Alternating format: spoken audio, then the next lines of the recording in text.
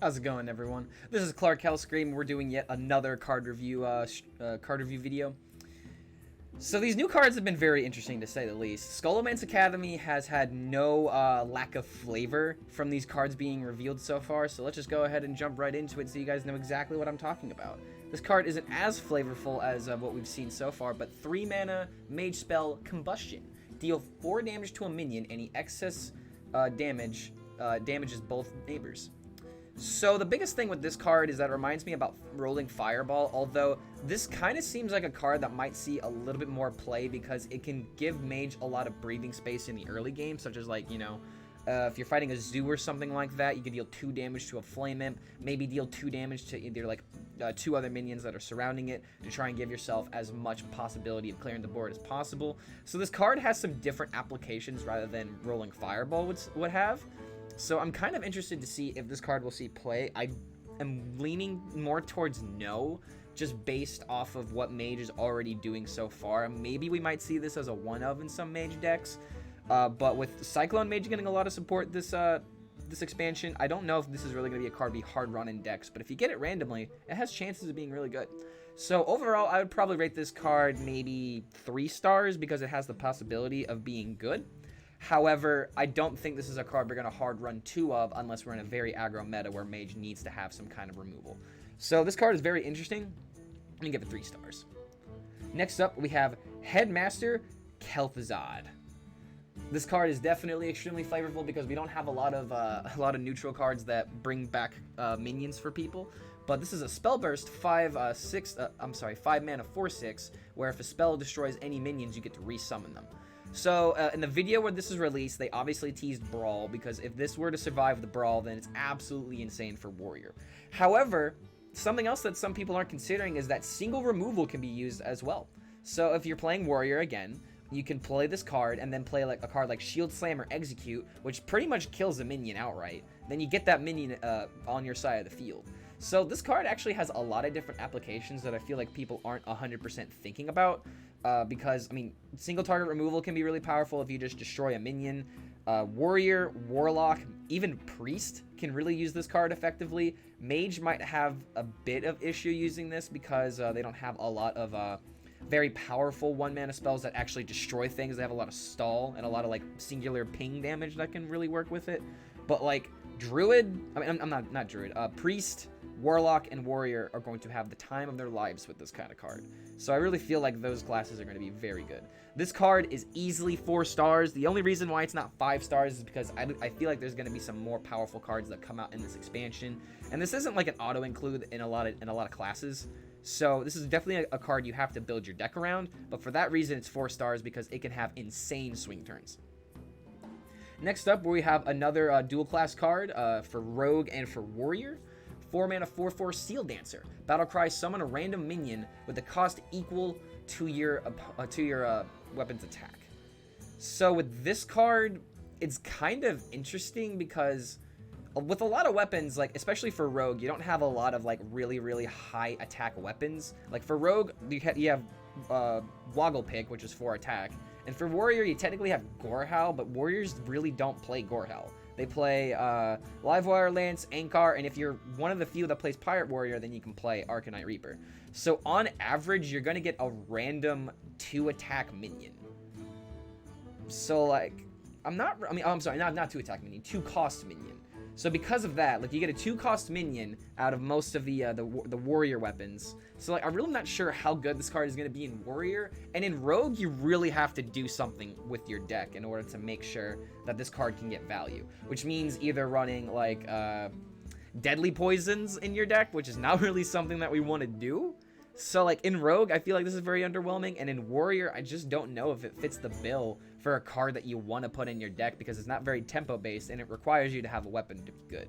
So for that reason, I have to give Steel Dancer 2 stars because I feel like it has a way to be played that we just haven't seen yet, or maybe we might see some more weapons that get released in order to make this a little bit more viable. But as of right now, I'm going to give it 2 stars because it just seems underwhelming, and like summoning a random 2-drop with a 4/4 attached to it, it just seems like a more fancy lackey. So we're just going to go ahead and just give that 2 stars. Next up is Cycle of Hatred, a Demon Hunter AoE Deal 3 damage to all minions and summon a 3/3 spirit for every minion killed. This card is extremely interesting, although I'm kind of doubting its power level just a little bit. And the only reason why is because Controlled Demon Hunter really needs some support right now, and this is definitely one of the cards to give it support, like, no doubt.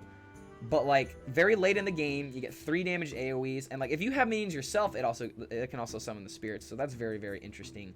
However, Tempo Demon Hunter just seems to be the way to go right now. Like, if Control can get a lot of buffs and a lot of good cards to help support it, it can be very, very good, and you might want to put this card in just to kind of help you, like, not only deal with the board at hand, but also generate your own board. So, like, this card has ways of being good. I just don't know if this is going to see play, because if Tempo Demon Hunter is a class and it's the only demon hunter you really want to play, then this card is just not going to see play because it really needs to be in control. Like, you don't play it in tempo, it needs to be in control, and it's got a great ability. It really does have a great ability. I don't want to underestimate, like, how good this ability is, because if you have 1/1s or if you have minions on your side of the field plus your opponent, you could very easily get a full board of 3/3s. But more times than not, I feel like this card is very underwhelming, and by turn 7, dealing 3 to all minions is not exactly what you want to do. If this was a 5-mana card, it'd be utterly broken. But 7 mana kind of limits when it gets to see play, and, like, it also limits the minions that it gets to damage, right? So for that reason, I'm gonna have to give it 3 stars because I'm hopeful for it, but I don't think it's going to see a lot of play. Next up, we have Infiltrator Lillian, a 4-mana 4/2 stealth death rattle, summon a 4/2 Forsaken Lily that attacks a random enemy. I believe that people are completely undervaluing how good this card can be. Keyword can be. At the same time, there's a lot of support around Rogue that can make this good. So there's Necrium Blade that can still see play, and since this is a death rattle, it works very well, and it can trigger twice. It's also a stealth minion, so, like, you get to choose when you get to kill it off, which means you can kind of help out the possibility of the 4/2 either hitting the face if you really wanted to, or clearing a specific minion if you're trying to go that route. But, like, this card, I really feel has a lot of ways of being made good. Like, because Rogue has ways of, you know, triggering death rattles. Rogue has ways of clearing minions, and also something else that I feel like people aren't considering is that Stealth Rogue has a lot of support right now. So, like, this card even could potentially see play with, like, Greyheart Sage. You definitely have all the other stealth cards that are already in your deck, such as Spy Mistress and Skyvateer. And just with this card, it just seems like a good aggro tool. Rogue needs a lot of good aggro tools right now in order to make aggro Rogue more popular than Galakron Rogue, and I really feel like this card fits the bill. So for that reason, I'm giving this card a 4-star rating, only because I really feel this card can be utilized, and I really feel like people are just undervaluing it. Like, this card is good. I really feel like this card is good, and people will hopefully see this on day 1 if Rogue has a way of being top tier. Next up, we have Brittlebone Destroyer, another dual class card for Warlock and Priest. 4-mana 3/3 Battlecry. If your heroes change health this turn, destroy a minion. This is bonkers. It's just bonkers. The Priest and Warlock cards seem to be the powerful of the dual class cards, not only because of their ability, because of how well they just fit the class. So, like, literally, this is a 6-mana 3/3 destroy a minion. That is so good. That is insanely good. Like, if you find this randomly out of Galakron, if you're playing Galakron Priest, then, like, there's just a lot of ways that you can utilize this card. You can already run 2 of. I really feel like people are going to run 2 of this card, depending on the deck. And there's just, it's hard to not make this card good. The only way I really feel like it's going to be not that good is if single target removal isn't really what you need right now because of, like, Zoo decks or, like, aggro decks being the norm. But even then, that's still pretty decent. Like, again, the only other thing I can think of is, like, if Priest can't heal itself, then it's bad. But, like, by turn 4, turn 6, you're probably going to be able to heal yourself. So this card is already 5 stars in my opinion because it's so powerful. It is so powerful, dude. Alright, next up we have Boneweb Egg. A 2-mana 0/2 Death Rattle, summon 2 2/1 spiders. If you discard this, trigger its Death Rattle. This is extremely flavorful, kind of like what I was saying at the beginning of the video, where, like, this card has a lot of ways of being made good in Zoo, and Zoo definitely needs support right now. But at the same time, there's some discard mechanics that we have that might make this a little bit good. Like Disco Lock and Wild especially is actually top tier at the moment. And there's a lot of ways that you can discard cards, and this is just another good card to discard. In Standard, there's not as many, but still, playing this for 2 mana, setting up like a Grim Rally or like an Evil not Evil Genius. Evil Genius, the card that destroys a minion and gives you 2 lackeys. That card can be really good with this. So like this card has ways of being utilized, and if Zoo is good, this will probably see play. I'm gonna go ahead and give it a 4-star ranking because it will see play in Zoo if Zoo is good, and in Wild at least, it has a lot of ways of being made good if Disco Lock can stay on top. Next up, we have a legendary minion. This is pretty interesting as well. Again, like these Priest Warlock cards are insane. 4 mana, 3/6, Disciplinarian, Gandling. Hopefully I didn't pronounce that incorrectly. After you play a minion, destroy it and summon a 4/4 failed student. Again, this feels like a really good card for Zoo because like a 4 mana 3/6 is hard to get rid of. Remember the days of Death Rattle Hunter with Headmaster Shaw? People would usually just play that card on curve, and if your opponent couldn't deal with it, you just had a massive tempo swing. So this card is utterly amazing in Zoo because like we just saw with the egg, if you're able to destroy that egg, you get 2 1s, and then you get a 4/4 on top of it. So like any Death Rattle is going to be good with this card. Any cheap 1/1, like a Lackey for example, all Lackeys will be good with this, and you can kind of look at it as a Dark Pharaoh Dakan, except you don't have to commit the 5 mana. I mean, at the same time, it's not as good in some situations, but this card is really good in Zoo. Now, how good is it in Priest? I don't think it's as good in Priest, but if we're able to like play this on turn 4 and have it survive, and maybe we have cards like Grand Mummy, it could be pretty decent. But Minion Priest is just really not that good right now. So like in Warlock, it's absolutely insane. In Priest, it actually has potential. It really does. And maybe we might see some more push for Priest to have more of a minion-based strategy rather than just like playing cards and just playing Galakron.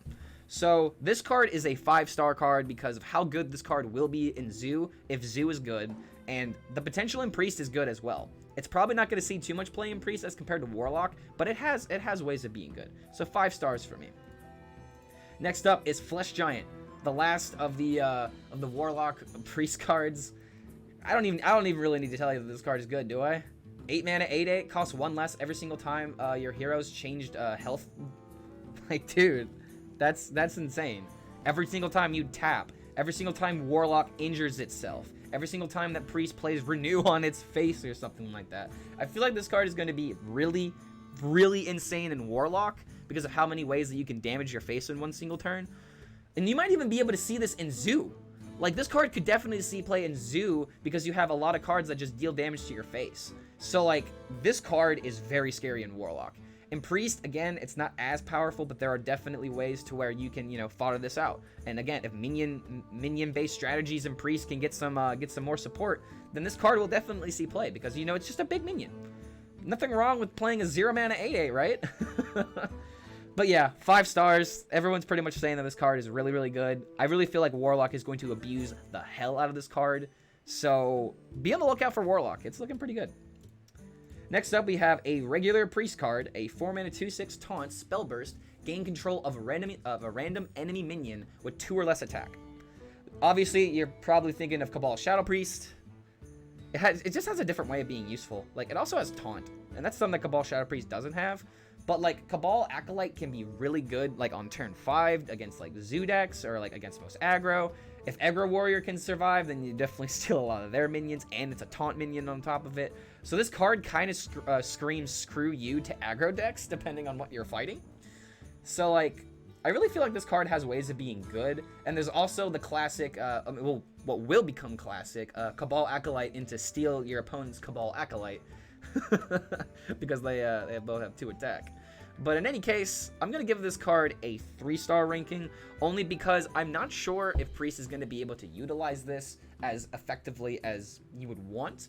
And the fact that you literally can't choose the minion kind of brings it back a little bit. But if if it's literally the only 2-drop on the field, or the 2-attack minion on the field, then you can just get value out of it. So for that reason, I'm going to go ahead and give it 3 stars. Up next, we have Ace Hunter Kreen. So Hunter Ace finally got his card for winning the championship, and really, I'm not sure how much I like this card. I'm very, very on the fence about whether or not I want to call this card absolute garbage or if I want to call this card insane. Because there are two ways that you have to look at it. On the garbage tier, it's just a 3-mana 2/4 in the Tempo Demon Hunter matchup, and most of the time, if you don't have a curve already established, then this card is already going to limit you. But then, there's also the other aspect of, you know, you're playing Controlled Demon Hunter, you have Warglaves of Azzinoth in your hand, and you want to destroy an entire board, right? Or like you have it equipped, I mean, you have Warglaves equipped. Then you play Ace Hunter Kreen, and then you just completely decimate the board. Those are both very, very reasonable ways of looking at this card, because I don't know if Tempo Demon Hunter is going to be able to utilize this in order to preserve their minions and have like a good turn of trading. But like Warglaves with this card is pretty good, and it's not like people are really playing Blur. So maybe that's a reason to run this card. So I'm very on the fence with this rating, and this is probably going to be like the card that is either like uber nuts or really bad in certain situations, obviously. So I'm going to just give it a 3-star ranking and just be on the fence and just stay right in that middle. Because like I really feel like this card has ways of being good, but with what Demon Hunter is already doing, I don't know if it complements those strategies, but it does give way for, you know, for Controlled Demon Hunter to potentially use this card. So I like it because I like Controlled Demon Hunter. I want more Controlled Demon Hunter cards. Pretty much, you know, like I was saying with the other Demon Hunter cards. Alright, next up is a Mage Legendary, Mozaki Master Duelist. 5 mana 3/8. After you cast a spell, gain +1 spell damage. Cyclone Mage can use this very, very effectively if you're able to do something with your Sorcerer's Apprentice.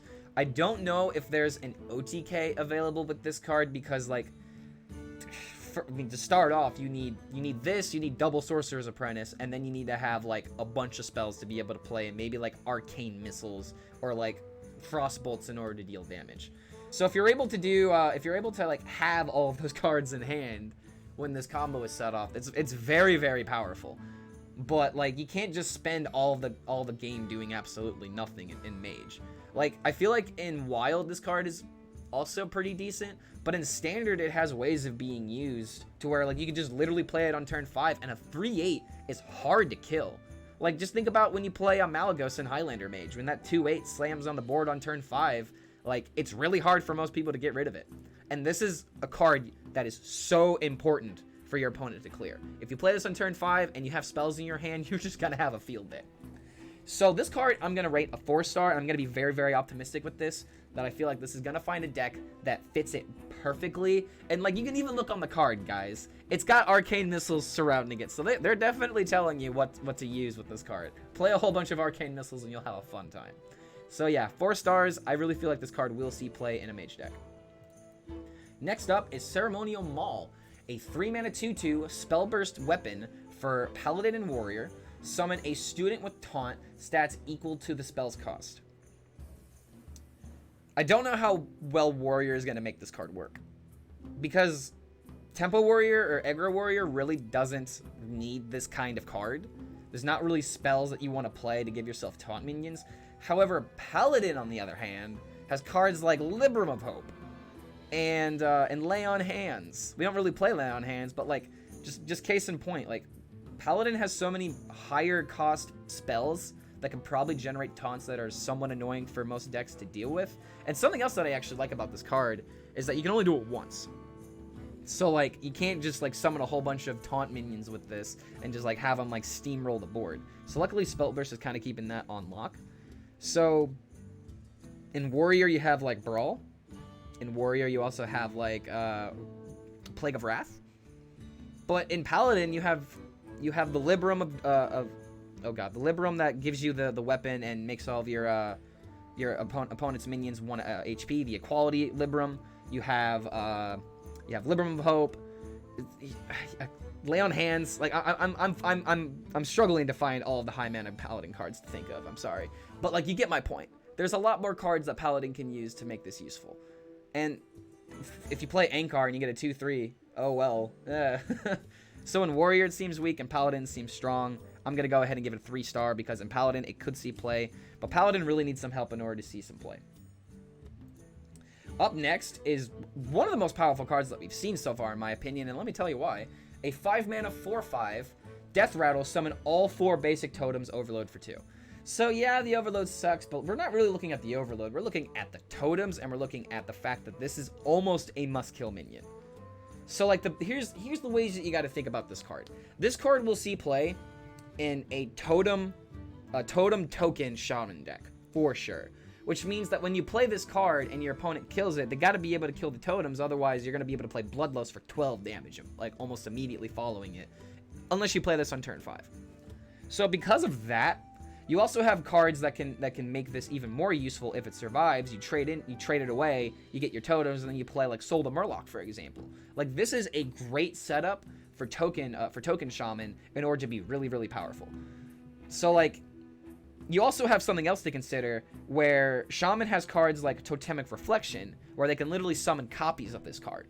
So like, suddenly the layers of Death Rattles are really gonna matter in these matches. And like, again, like I really feel like Bloodlust is gonna have a field day in Shaman if we get more support for Token Shaman.